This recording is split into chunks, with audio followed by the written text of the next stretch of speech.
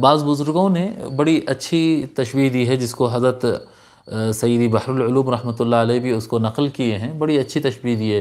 فرماتے ہیں کہ بارگاہ الہی میں، بارگاہ الہی کے دربار کے سامنے شیطان ایک کتا ہے۔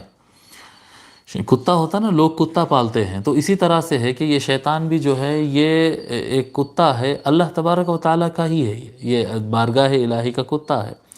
اور کوئی نیا آدمی جب آتا ہے باہر سے تو شیطان کتا کیا کرتا ہے؟ کتا بھونکتا ہے، اور وہ کتا بھونکتا ہے اور اس کو اندر آنے نہیں دیتا، اندر آنے نہیں دیتا ہے، وہ کیا کہتے ہیں، مالک کے باؤنڈری کے اندر اور اس کے گیٹ کے اندر آنے نہیں دیتا، اور بھونکتا اور کترنے کی کوشش کرتا ہے۔ تب کیا کرنا پڑتا ہے؟ تب کیا کرنا کہ ہم کچھ بھی اس کو کریں تو وہ خاموش تو نہیں بیٹھے گا، اس کے لیے مالک کو بولنا پڑے گا۔ جب مالک کو آواز لگاتے اور کہتے ہیں کہ بھئی یہ کتا نہیں آنے دے رہا، ذرا آپ اس کو دیکھ لیجئے، پھر مالک کا آواز نکلتا ہے کہ خاموش بیٹھ، بس چپ بیٹھ جا، پیچھے ہٹ جا۔ جیسا مالک کا آواز آئے گا تو پھر کتا خاموش ہو جاتا ہے، کتا خاموش ہوتا ہے، وہ کتا ہی ہے، وہ کتا ہی ہے اور وہ روکتا ہے۔ اسی طرح سے شیطان جو ہے یہ بارگاہ الہی کا کتا ہے۔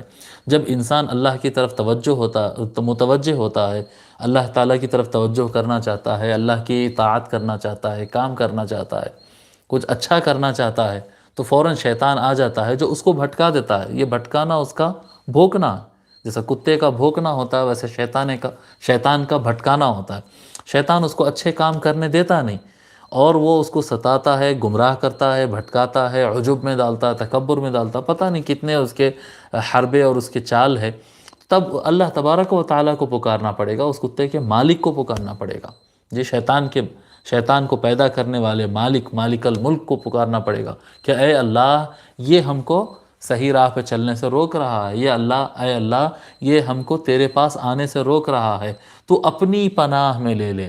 تو اللہ تبارک و تعالیٰ اس شیطان سے خود ہم کو محفوظ کر کے اپنی پناہ میں لے لیں گے، تو پھر ہم راہ ہدایت پر چل سکتے ہیں۔